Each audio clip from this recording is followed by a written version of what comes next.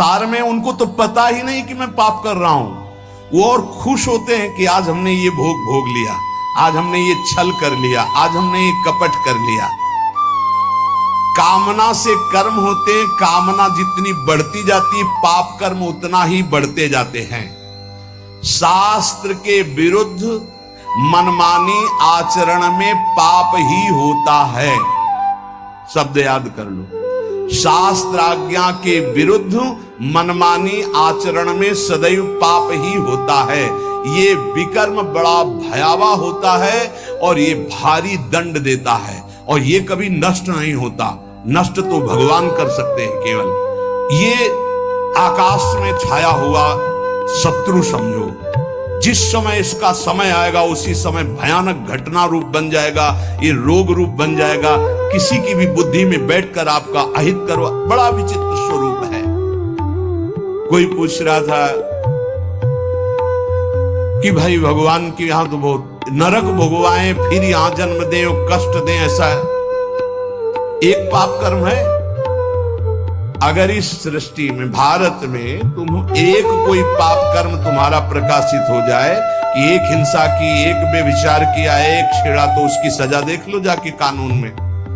बोले 20 वर्ष की जेल और 1 लाख रुपया जुर्माना। इसके बाद जुर्माना क्यों, जब उसको सजा दी जा रही है तो जुर्माना कैसे दे? उसको तो सजा दे दी। नहीं, कानून है, ऊपर से है जुर्माना। तुमने ऐसा किया, 7 साल की जेल, 50,000 जुर्माना देना पड़ेगा। ऐसे ही नरक भोग और इसके बाद पुनः तिर्यक योनियों में जन्म और उसका दंड, ये जुर्माना। खेल तमाशा समझो। लाखों पाप ऐसे हैं जो तुम्हारे प्रकाशित नहीं हुए, हमारे प्रकाशित नहीं हुए। अगर भगवान की प्राप्ति नहीं होगी तो एक एक सेकंड के कर्म का भोग भोगना पड़ेगा। ये कब तक चलता रहेगा? जब से सृष्टि रची गई आज तक चल रहा है। तो इसलिए मुझे मनुष्य शरीर से तत्वबोध या भगवत प्राप्ति अत्यंत आवश्यक है। ये काम करने के लिए हम आए हैं। कर्मों को भोगना ही पड़ता है, चाहे जहां भाग के जाओ। किसी ने प्रश्न किया था कि आपने कहा देवराज इंद्र ने अहिल्या के साथ गलत व्यवहार किया, तो आपने ये नहीं बताया उसको दंड क्या मिला। क्योंकि दंड का विषय नहीं चल रहा था, विषय चल रहा था कि भोगाकर्षण कितना प्रबल होता है कि हजारों लाखों अप्सराओं का स्वामी भी, देवराज इंद्र भी, एक मुनि की कुटिया में जाता है और वहां ऐसे गंदे भाव से गौतम ऋषि का वेश धारण कर अहिल्या जी का, तो उसको जानते हो क्या दंड मिला था? उसको 1000 भग हो जाए तुरंत साफ मिला था। तुझे भग से, भग मानी योनि, तुझे योनि से बहुत प्यार है, तू देवराज इंद्र है, तू जो चाहे कर सकता है, तो देख मैं अभी तुझे दंड देता हूं। गौतम ऋषि ने कहा सहस्त्र भगधारी हो जा। पूरे शरीर में हजारों योनियां हो गई और हर योनि से महान दुर्गंध, अब बैठ त्रिभुवन पति बन करके चरणों में लौट गए। 1000 योनि पूरे शरीर में, योनि और दुर्गंध युक्त घृणास्पद घोर नर्क समझो, घोर नर्क। चरणों में गिर गए, महाराज त्रुटि हो गई, आप भगवत स्वरूप ऋषि हो, आप बड़े दयालु, बहुत विनय की। तब का भोग तब तक जब तक भगवान रामावतार में नहीं आते।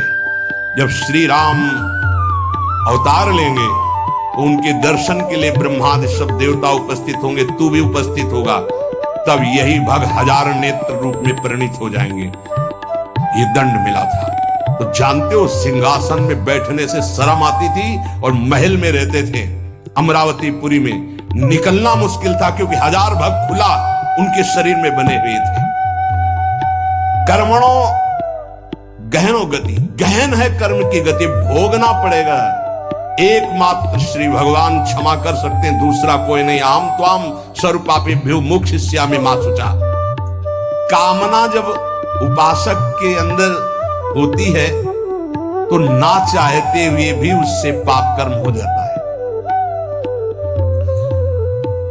विकर्म से बचना है तो काम, कामना, वासना मन ते अति कर दूर। राधा राधा राधा, पर है बहुत कठिन, बहुत कठिन है। कामना के त्याग के बिना ये निषिद्ध कर्म, पाप कर्म, विकर्म, इससे बचा नहीं जा सकता। गहनो कर्मणो गति, कर्म की बड़ी गहन गति है। कौन सा कर्म बांधने वाला है, कौन सा कर्म मुक्त करने वाला है, इसका निर्णय करने में सब समर्थ नहीं है। तो भगवान में चित्त जोड़े हुए या स्वरूप बोध है, वही उन्हीं के द्वारा निर्णय माना जा सकता है। ये बड़े बड़े विद्वानों में भी गलती दोगे, वो तुम्हें बांध नहीं पाएगा। बड़ी चतुरता की बात है, पर माया भुला देगी, अर्पण करवाना भुला देगी। इसलिए सबसे प्रार्थना है कि प्रातः से लेकर शयन तक जो भी आपसे कर्म हो, पहले निरीक्षण करो, इसमें गंदी बात, गंदी सोच, गंदी क्रिया कौन सी हुई, और उसको डायरी में लिखो कि ये शास्त्र विरुद्ध बात हमसे हुई, जीवन में हमसे ना हो। भगवान से प्रार्थना करो, ऐसी हिम्मत बनाओ, उससे अलग निकलो, और जो पवित्र आचरण हुए वो भगवान को समर्पित कर दो। धीरे धीरे आपके अपवित्र भाव नष्ट हो जाएंगे, फिर पवित्र भाव श्री भगवान में स्थित हो जाएगा और जीवन मुक्त हो जाए। बहुत सरल उपाय है और शास्त्र सम्मत है। हर कर्म भगवान को समर्पित कर। एक स्थिति आती है जब स्वयं समर्पित हो जाता है तो कर्म समर्पण पूर्ण हो जाता है। फिर वहां नहीं होता श्री कृष्णार्पणम मस्तु, राधा वल्लभ अर्पणम मस्तु, ये सब खत्म हो जाता है। पर प्रारंभ में सिद्ध बनने की चेष्टा ना करें। अगर भूल हो जाए तो हम कह रहे हैं प्रातः से लेकर रात्रि को जब शयन करो तब पूरा का पूरा जोड़ करके, हे प्रभु सुबह से उठे से शाम तक अभी तक ये सब हुआ आपके चरणों में अर्पित है। नाथ, आप मुझे बंधन मुक्त करके अपने चरणों का प्रेम प्रदान करो, अपने चरणों का आश्रय प्रदान करो। ऐसा करने से ये जो बड़ा सुंदर विवेचन है, पर ये समझ पाना बड़ा कठिन है, तो भगवान को समर्पित कर दो, वो सब समझते हैं, वो कर्म बंधन मुक्त।